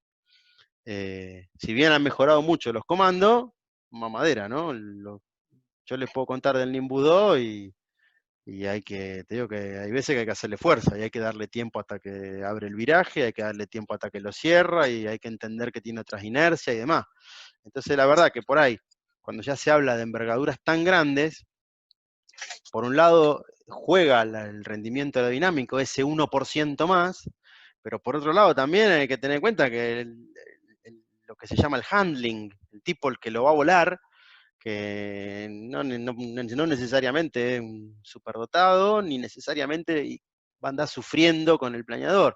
Entonces por ahí, el hecho de andar peleándose con 29 metros de envergadura, hace que ese tipo se pierda un núcleo de 4 metros, que el otro con 18 metros o 23 metros los pudo enganchar. ¿Por qué? Porque está más cómodo volando ese planeador y ahí no hay diferencia que valga. Algo interesante que se hizo en planeadores es este planeador, el FS-29, que lo hizo la Universidad de Stuttgart, el ACAFLIC de Stuttgart, que la verdad que yo estuve buscando en internet si hay algún video de cuando esto voló en el año 90 y pico. Esto, así como lo ven, tiene ala telescópica. O sea, ¿qué hacía este bichito? Cerraba las alas, tenía 15 metros, era un estándar de 15 metros, y cuando quería volar, eso para volar rápido, digamos, para volar lento o para volar en térmica, abría las alas telescópicamente y pasaba a tener, creo que 19 o 20, no me acuerdo. Pero bueno, la verdad que me intriga muchísimo cómo estructuralmente cómo lo han hecho, me intriga muchísimo, mecánicamente cómo lo han hecho, me intriga muchísimo. Pero esto existió, voló, lo mostraron en una exhibición en el año 96, en el año 97 lo rompieron. Pero bueno, y hoy está colgado en el museo, en un museo alemán, y creo que a nadie le quedaron muchas ganas de seguir experimentando con esto. Pero es un buen ejemplo de soluciones de compromiso. Ahora, si hacemos un ala sin puntera, se acaba la resistencia inducida. Bueno, el ala sin puntera existe. Es el ala elíptica. ¿Por qué es un ala sin puntera? Porque el borde de ataque se convierte en borde de fuga. Entonces no tiene puntera. Entonces, esto ya está, la solucionamos. Bueno, esto no es tan así. Porque primero el ala elíptica no es solamente que tiene que ser elíptica en lo que sería la longitud de la cuerda, sino que también tiene que ser elíptica en el tamaño, en la distribución del perfil, con lo cual es muy jodido de construir esto, es muy jodido de construir, porque hay que ir, digamos, como que no solo hay que ir achicando la cuerda del ala elípticamente, sino que también hay que achicar el espesor del ala elípticamente. Muy jodido de construir, pero el ala elíptica, sí, es verdad, es la que de todas, digamos, para un ala igual, de igual envergadura, el ala elíptica genera más sustentación, porque hay menos parte del ala que está afectada por el torbellino de puntera. Con lo cual el ala elíptica es una gran solución para este problema. Ojo, torbellino de puntera hay, porque eso por teoría de circulación va a tener que haber siempre. Pero al ala elíptica la joroba menos que al ala rectangular. Con lo cual, yo tengo que hacer un avión para una sustentación igual. Si lo hago con ala elíptica, le puedo hacer el ala un poquito más corta. Lo cual está bárbaro. Y de hecho se hizo. El Spitfire, los ingleses fueron los que más hincharon los cojinetes con esto del ala elíptica. El Spitfire tenía la elíptica. Era un chino, marca cañón, construirlo, pero tenía la elíptica. Pero además de la construcción, el ala elíptica tiene otro problema. Y acá vamos a hablar un poquito de pérdida, es cómo le entra la pérdida. La pérdida es el desprendimiento de la capa límite. O sea, nosotros hasta acá hablamos de la capa límite laminada y turbulenta, pero siempre pegada al ala. En algún momento, por algo que vamos a ver en la segunda parte, esa capa límite se desprende y ahí empieza la pérdida. En un ala normal, en un ala rectangular, la pérdida entra de la raíz hacia la puntera. Entonces como que el avión va entrando en pérdida de a poco, lo cual te da tiempo en los planeadores que te vibra la cola, o primero o te baja la nariz, qué sé yo, pero todavía las punteras están volando, con lo cual es muy jodido que desarrolle, que tenga una conducta el avión un poco picante cuando entra en pérdida. Pero en el ala elíptica no. En el ala elíptica, cuando entra en pérdida toda la envergadura. Con lo cual, un avión ala elíptica hay que ser muy, muy, muy, muy cuidadoso para volarlo, porque aerodinámicamente es buenísimo, pero solución de compromiso. La pérdida es nefasta. Bueno, por eso, en algún momento, esto se dejó de usar. Pero de todas maneras, no se olvidó. Fíjense, por ejemplo, este es el Pawnee, pero el Rankel tiene lo mismo, el PA-11 tiene lo mismo, un montón de aviones tienen lo mismo. Es un ala rectangular pura. Pero llegando a la puntera, le hicieron este cachito elíptico. Entonces con eso como que lo hacen parecerse un poquito a la ala elíptica en la puntera y le mejoran un cachito la resistencia inducida. En los planeadores hubo algunos intentos de planeadores de ala elíptica, hubo varios que sí tienen elíptica la cola, digamos el estabilizador horizontal elíptico, pero ala elíptica, el ala principal elíptica no fue tan común, pero sí hubo muchos planeadores que se asemejaron bastante. Esto, por ejemplo, es el Discus. El Discus, con esta geometría, esto se llama ahusamiento, digamos, pero con ese ahusamiento del ala, se trata de copiar de una manera más fácil el ala elíptica. Ahora, el ala elíptica, medio que la tachamos. Dijimos, bueno, pero inventemos algo para que no se forme el vórtice. No sé, pongámosle. La mejor manera de que no se forme el vórtice decía es un ala infinita, pero bueno, no se puede construir un ala infinita. ¿Y qué se inventó? Bueno, los tanques de combustible en la puntera, esto lo tenían los Learjet, los aviones de combate y demás. ¿Por qué? Mataba a dos pájaros de un tiro. Había que meter en algún lugar, había que meter el combustible, y metiéndole ese bruto tacho en la puntera, le matás un poco el torbellino de puntera. Pero esto genera un montón de otros problemas: resistencia a interferencia, resistencia de forma, resistencia de fricción, porque el tanque de combustible también tiene su propia capa límite y hay que hacerlo muy bien para que esa capa límite sea laminar y demás. Entonces esto hoy quedó en el olvido. ¿Hubo otros intentos? Sí. El Blanik, por ejemplo, esas cosas que tiene en la puntera, es básicamente lo mismo, es matarle un poco el vórtice de puntera. El aerobuero, si lo ven, el aerobuero 180, la puntera tiene como un carenado como que va para abajo. Eso los inventó un alemán que se llamaba Lippisch, ya los había inventado en los años 40, y esto también ayuda un poquito, que justamente de este lado está la alta presión, de este lado está la baja presión, como que se le hace más difícil al aire para poder subir, entonces posterga un poquito la formación del torbellino de puntera. Otra vez esto, que esto lo tienen todavía, bueno, ahora ya lo están sacando, lo tenían los primeros Servas, el A310, el A320, toda la familia A320, el MD11 y demás, que esto no es winglet. Esto que ven acá no es un winglet. Esto se llama placa de puntera. Y la función de la placa de puntera es justamente una placa de puntera. Ponerle una chapa a la puntera para que no se pueda formar el torbellino. Pero el torbellino se forma igual, atenuado, pero se forma igual. Entonces, che, no le puedo, con el ala elíptica no puedo hacer nada. Si no le puedo poner un coso para que no se forme. Y si lo mato, bueno, es jodido matar un vórtice, pero una manera de matar al vórtice es cuando volás cerca del suelo. Cuando volás cerca del suelo, entonces se llama el efecto suelo, el vórtice sale girando y ¡pum! Se encuentra en el piso y se muere. Al morirse el vórtice, se muere esa línea de bajas presiones. Al morirse la línea de bajas presiones, se muere la aspiradora. Al morirse la aspiradora, el flujo en el ala no está perturbado y el ala vuela muchísimo más.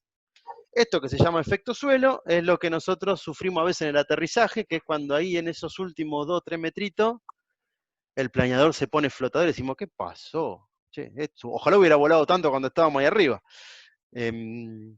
También lo sufren en otra escala los helicópteros. Los helicópteros también tienen efecto suelo, de hecho más complicado que nosotros. Pero por ejemplo también es lo que a veces pasa cuando en los despegues medio justitos, cuando estamos ahí despegando con poquita potencia o el remolcador no le sobra nada y demás, que lo tratamos de llamar y el planeador levanta. Y se levanta 1 metro, 2 metros y de golpe como si le hubieran apagado el aire. ¡Plum! Y se vuelve al piso. Bueno, eso también salió un poquito del efecto suelo y cuando el torbellino ya pudo hacerse un poquito más largo de lo que era, me generó resistencia inducida y ¡plac! Me tiró para abajo. Pero el efecto suelo se usó, de hecho, estos artefactos que hacían los rusos, los ecranoplanos, la idea era volar bajito, justamente, volar muy cerca del suelo, a altas velocidades, aprovechando el efecto suelo. Por eso le podían poner esto, ¿no? En vez de ala le ponían estos muñoncitos, porque con un poquito de ala nomás, que ya le alcanzara como para volar en el efecto suelo y no subir mucho más, esto volaba por el mar a muy alta velocidad. Además, esto también genera un efecto colchón abajo del ala, que hace que también el ala como que sustente más, y tiene varias cosas buenas. Una mención aparte, para los que les gusta la Fórmula 1 y vivieron la Fórmula 1 de los fines de los años 70 y principios de los 80, que se hablaba del efecto suelo. En realidad no es el mismo efecto suelo de cuando se habla del efecto suelo de los aviones. El efecto suelo de la Fórmula 1 era que los autos tenían la forma de un ala invertida, con lo cual sustentaban para abajo, lo que equivale a que se pegaban al piso, y por eso le ponían los faldoncitos, las polleritas que se les llamaba, para que justamente el aire se vea forzado a tomar ese camino más complicado, pero a seguir la forma del ala, y de esa manera mantener el auto pegado al suelo. De hecho, en el mejor momento del efecto suelo se decía que si un Fórmula 1 andaba por el techo a determinada velocidad, no quedaba, digamos, se pegaba al techo. Eso para contarle a los pisteros que le ponen faldones a los autos, que para que el faldón haga algo, aerodinámicamente haga algo, el auto tiene que tener forma de ala invertida. Si el auto no tiene forma de ala invertida, los faldones son de pinta nada más. Pero bueno, si tiene algún amigo pistero, cuéntenle. Y los planeadores lo usamos el efecto suelo. Yo nunca, me lo contaron a mí, que cuando venís muy justo en las llegadas, 3, 4 campos antes del club, te pegás al piso y el efecto suelo ya se empieza a hacer evidente cuando estás a menos de una envergadura, de media envergadura del piso, con lo cual en un 15 metros tenés que estar a 7 metritos, ¿no? Hay que venir bajito. Entonces, bueno, venís ahí aprovechando el efecto suelo y con eso prolongás muchísimo el planeo final y te da para llegar al club. De vuelta, esto nunca se los dije, nunca lo hagan. A mí me lo contaron, yo tampoco nunca lo hice, bueno, alguna vez, pero en Zárate estamos complicados porque si le pifiás al cálculo terminás en la autopista. Pero existe el efecto suelo y antes cuando no había altura mínima de llegada en los campeonatos, créanme que se usaba y mucho, hay muchos videos en internet, búsquenlos. Pero de vuelta, no podemos vivir toda nuestra vida volando a 5 metros del piso, con lo cual me rindo. Tenemos que aprender a convivir con el vórtice. Y si lo aprovechamos, bueno, esa pregunta se la hicieron en los años 70 y aparece, ahí alguien lo tiró por el chat, los winglets. El winglet es una alita, no es una placa de puntera. Tiene el mismo efecto que una placa de puntera porque también corta el chorro de aire, Pero el winglet es una alita, es un ala, tiene forma de perfil alar y todo, que vuela en ese aire perturbado por lo que sería el vórtice. Entonces, ¿qué es lo que hace el winglet? Por un lado, como se ve en este grafiquito, achica el vórtice, pero el vórtice sigue existiendo, pero ahora va a estar en la puntera del winglet. Y además hay hay dos efectos más. El segundo efecto es que jugando un poquito con el ángulo de ataque del winglet, se puede lograr como que eso genere una ligera sustentación hacia adelante, una pequeña tracción, con lo cual también ahí es como que vence un poquito la resistencia del propio winglet, porque a fin de cuentas esto también ponerle un cacho de ala enfrentado al viento es resistencia de forma. Con lo cual ahí mejora un poquitito, y el otro efecto lo vamos a ver al final, y es una de las explicaciones por la cual creo yo los planeadores se usan los winglets. Los winglets fueron variando, de esos que vimos al principio, que fueron los primeros que se experimentaron, ahora ya se están usando estos winglets que llaman blended winglets, que ya son así como dobladitos. Ya, por ejemplo, Airbus en el A330 tenía los winglets, que es lo que se ve acá azul, pero esos winglets, claro, generan al aparecer un ángulo, una forma de ángulo.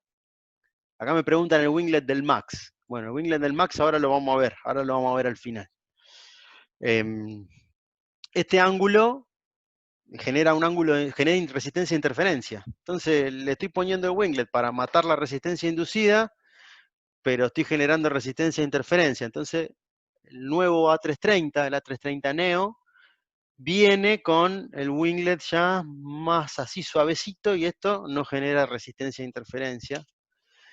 Y después, por ejemplo, también otra cosa que se está usando mucho es esto que se llama el raked wingtip, que es la puntera tiradita hacia atrás, que en realidad esto es una manera artificial, por un lado, de asimilarla a un ala elíptica, y por otro lado, de aumentarle el alargamiento a un ala que ya existe, digamos. Por lo general esto se usó mucho en muchos aviones que se modificaron. Por ejemplo, el de la foto es un 767-400. El 767-400, como su nombre lo indica, vino después del 200 y del 300.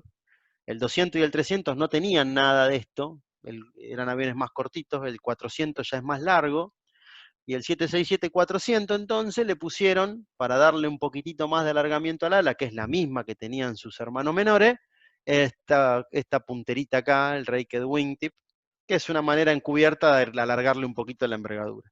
Lo mismo pasó con el 777, lo mismo pasó con un montón de otros aviones. El 777-300, claro, el 777-300 tiene lo mismo. El 777-300 es un poquito más largo que el 200, entonces le mandaron también el raked wingtip para no hacerle toda la ala de nuevo. Y acá está, no encontré una foto de planeador, pero este lo explica bastante bien, que para mí, este es el principal motivo por el cual se usan winglet en planeadores. Primero, el principal motivo es porque quedan lindos, vamos a ser sinceros. Se le pone winglet porque queda lindo. Pero la realidad es que los planeadores, ya justamente con el gran alargamiento que tienen, no necesitan el winglet como medio para mejorar la resistencia inducida o minimizar la resistencia inducida. Porque ya es muy bajita en un planeador, ya es muy poquito lo que jode. Y meterle un winglet, que como dijimos, genera resistencia de forma, genera resistencia a interferencia y un montón de otras cosas, para mí no viene por ese lado. Para mí el efecto del winglet, ¿por qué digo para mí? Porque la verdad que los que la saben no te la cuentan, más o menos. Uno lo puede llegar a inferir, pero el que la sabe la posta no te la cuenta. El efecto del winglet en los planeadores es porque eso, lo mismo que se ve acá, cambia el flujo en la zona de la puntera. Si no tuvieras winglet, lo que vimos en la zona de la puntera es como que la sustentación es un poquito peor, y además el corrimiento sería totalmente opuesto, sería hacia afuera. Y justamente en la zona de puntera vuelan los alerones. Ahí están los alerones. Por lo que hablé alguna vez con algunos que vuelan AS-20, que es un planeador que se puede llegar a comparar el AS-20 con winglets versus el AS-20 sin winglets. En el AS-20 lo que le mejora mucho al planeador es como decir, el feeling, o de vuelta, el handling del piloto de cómo siente los alerones, como que ganan efectividad los alerones. Y eso es por esto, es porque el flujo en la puntera de ala se corrige con el winglet y mejora un poquito el rendimiento de alerones. Por eso es que acá de vuelta es otro ejemplo de lo que yo les digo, que a veces en planeadores cuando se pelea por un 1% más de performance, y te dicen, no, le pusieron 34 metros de envergadura y con eso camina un 1% más que el otro que tiene 29 metros de envergadura, en realidad eso es una parte. Pero para mí lo más importante en un planeador es que el piloto se sienta cómodo volándolo. Yo me acuerdo cuando Carlitos de Schmidt trajo el Ventus, el Ventus que hoy tiene, creo que es el que hoy tiene Dami, el Ventus 2CX, cuando Carlito CXM, cuando Carlito trajo eso al club era sigue siendo una astronave, pero en ese momento era una recontra astronave. Y me acuerdo que lo que decía Carlito Smith es que decía, es un juguete, digamos, lo que decía, él decía, volarlo es un juguete, no te das cuenta que estás volando un 18 metros. Entonces ahí está, creo hoy, por ahí la mayor ganancia en un planeador. Hacerlo lindo para volar, hacerlo fácil para volar, porque un piloto que no tiene que estar gastando mucha energía en pensar en volar, en cómo volar al planeador, está usando toda esa energía disponible en buscar, ver los pajaritos, ver los otros planeadores, ver las trombas, ver los campos, ver lo que mañana nos van a contar en la charla de térmica seguramente. Y ahí el 1%, el medio por ciento, ahí lo recuperaste, porque el loco encontró la de 4 metros y vos no. Ya está, no hay mucha vuelta que darle. Bueno, esa es mi teoría de por qué se usa winglet en los planeadores, además de que porque son lindos. Pero bueno, volviendo a la resistencia inducida, dijimos que está ligada a esos torbellinos que se forman, y esos torbellinos están ligados a cómo el ala está generando sustentación o cómo está perturbando el aire para generar sustentación. Y lo que dijimos al principio es que esa máquina que llamamos ala, cuando tiene poca velocidad, tiene que meter más ángulo de ataque para lograr generar la misma sustentación con menos velocidad. Entonces, ¿la realidad cuál es? Cuanto más lento volamos, más está perturbando el ala al aire. Y si más está perturbando el ala al aire, cuanto más lento volamos, ya nos podemos imaginar que la resistencia inducida va a ser mayor a bajas velocidades y se va haciendo menor al aumentar las velocidades. Así que esa es la curva de la resistencia inducida. La resistencia inducida a bajas velocidades es muy grande porque el ala está haciendo, vamos a ponerlo en términos cotidianos, el ala está trabajando más, digamos. Como tiene menos velocidad y tiene que generar la misma sustentación, tiene que laburar más. Para laburar más genera más resistencia. A medida que el ala va ganando, que el avión va ganando velocidad, el ala ya no necesita tanto ángulo de ataque, es decir, necesita laburar un poquito menos, y entonces ya todo eso, la perturbación es menor, todo es menor, entonces la resistencia inducida va bajando. Nunca se hace cero, por supuesto. Entonces lo que les decía, la resistencia inducida, o todo lo que vimos que tiende a bajar la resistencia inducida, gana importancia en el vuelo a baja velocidad, pero en el vuelo a alta velocidad, no tanta. Y hay un buen ejemplo en la industria aeronáutica, que es el 747. El 747 es un diseño de fines de los 60, no tenía winglet, no tenía nada. Era, como en ese momento, no existían los winglets, de hecho, era un avión común. A mediados de los 80, sale el 747-400, un poquito más largo, un poquito más, pero con la misma ala. Y le mandaron los winglets. ¿Por qué? Porque encontraron que con los winglets bajaba un poquito el consumo de combustible, era un 3%, justo después de la crisis del petróleo, un 3% era un montón, y qué sé yo, le mandaron winglet al 747-400. Pero después, en el 2000 y pico, aparece el Jumbo 8, la última versión del 747-400. Acá rediseñan el ala, entre otras cosas, le cambian los motores, lo alargan de vuelta un poquito más, y ya le sacaron los winglets. Y de vuelta volvieron a hacerlo sin winglet, sí con las punteritas, con los raked wingtips, con las punteritas tiraditas para atrás, pero le sacaron los winglets. ¿Por qué? Porque el 747 es un avión que a baja velocidad vuela 2 veces al día, cuando despegue, cuando aterriza. Pero por cada despegue, el tipo después está 12 horas volando a crucero. Entonces, ¿qué se hace en esos casos? Se optimiza el ala para el régimen de crucero, se optimiza el alargamiento para bajar la resistencia inducida en régimen de crucero, y bueno, después en el momento del aterrizaje, por ahí sí genere un poquito más resistencia inducida, pero por lo menos en el momento en el que el avión más vuela, no está agarpando la resistencia de forma por el hecho de llevarse estos 2 winglets que se llevaba el Jumbo 400. De hecho, dicho sea de paso, una de las víctimas del coronavirus fue el Jumbo 400.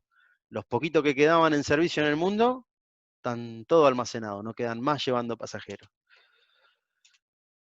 Y para terminar, porque ya estamos terminando, che, si les preguntamos a los que saben cómo manejan este problema, ¿quiénes son los que saben, no? Bueno, estos. Y fíjense, la foto no es caprichosa. Lo que hace el pajarraco este, primero que nos está dando una lección de aerodinámica, pues fíjense el cuerpo fuselado y todo perfecto.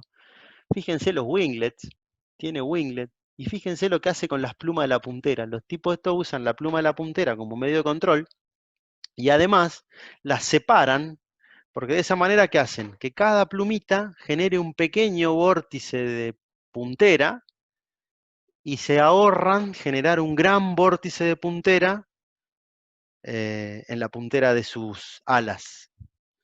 Entonces, esto lo imitaron, bueno, no, lo imitaron de formas polémicas, hubo de todo, ¿no? Pero esto es más fiero, pobrecito, pero es un intento. Esto lo hicieron con un stem, le modificaron las punteras y le pusieron esto y supuestamente andaba un poquito más, pero bueno, pobrecito, más feo que...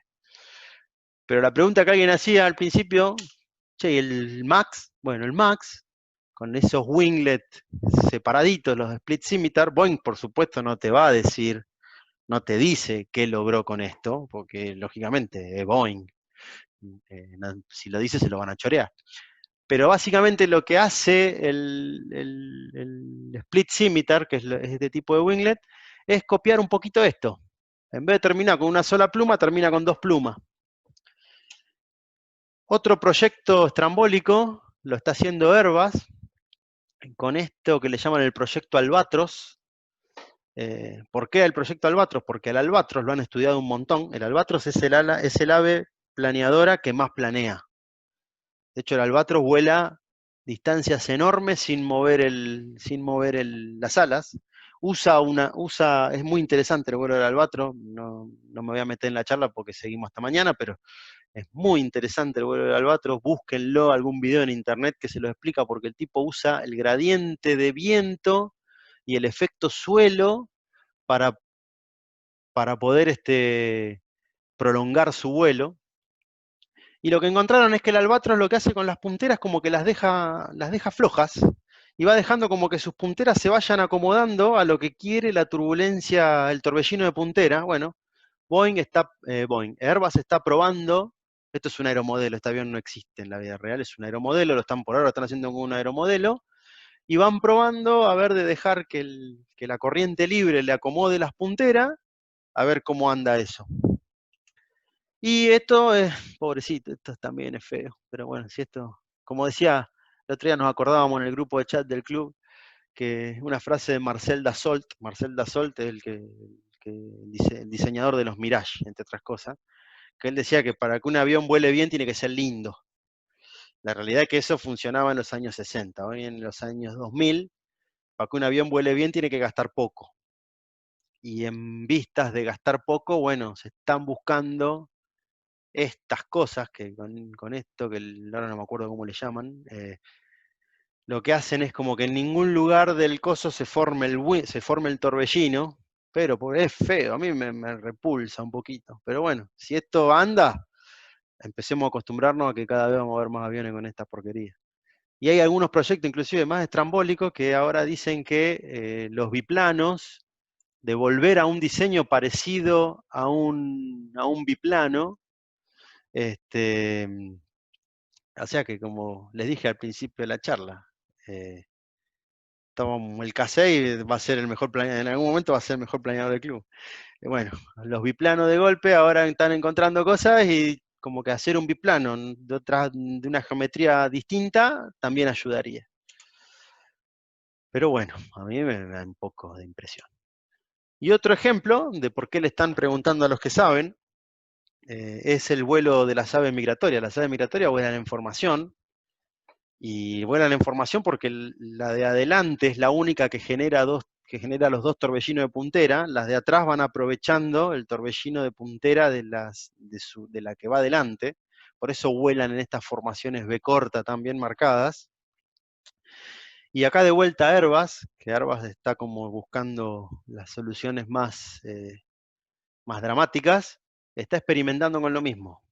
Ahora se paró un poco el desarrollo por el coronavirus, pero Airbus venía haciendo varios vuelos de poner dos aviones en formación, donde el segundo va aprovechando el torbellino de puntera del de adelante. Y lo que dice Airbus es que por ahí, si esto funciona, en el Atlántico Norte, por ejemplo, que se vuela en tracks, que se vuelan, los aviones van como en tracks, es muy fácil coordinar para que dos aviones, cualesquiera, se pongan en esta formación.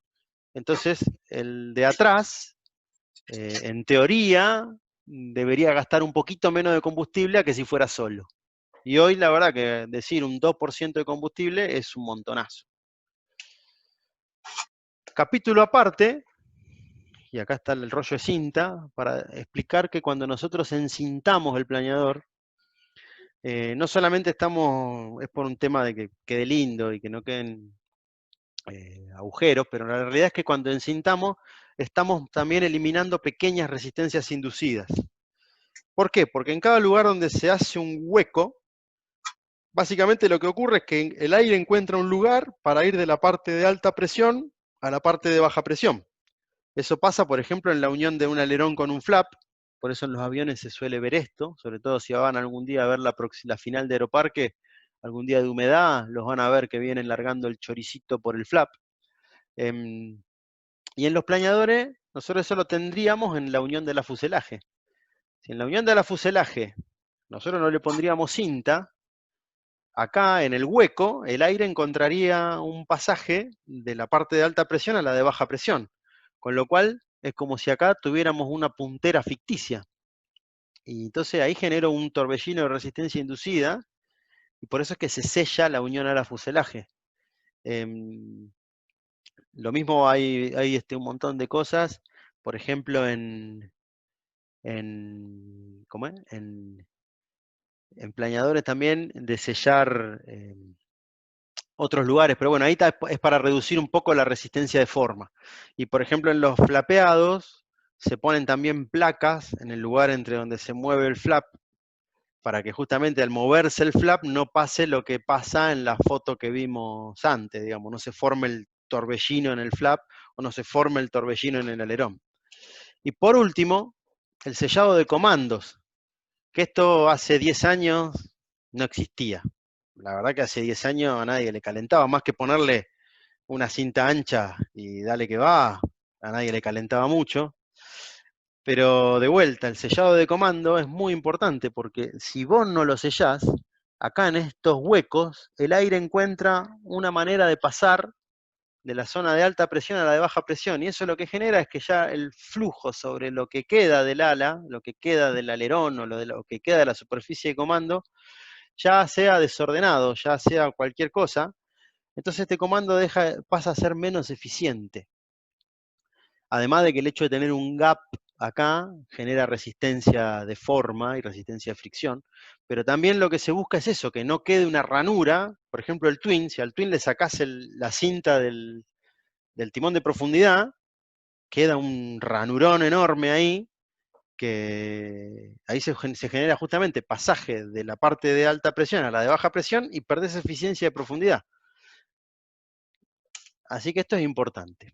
Y para terminar, la resistencia total, hasta acá vimos la inducida, que dijimos que se achica con la velocidad, y si se acuerdan de antes que estuvimos hablando de la parásita principalmente traccionada por la resistencia de forma, aumenta con el cuadrado de la velocidad. Con lo cual, si sumamos las dos curvas, obtenemos un grafiquito que sería la resistencia total.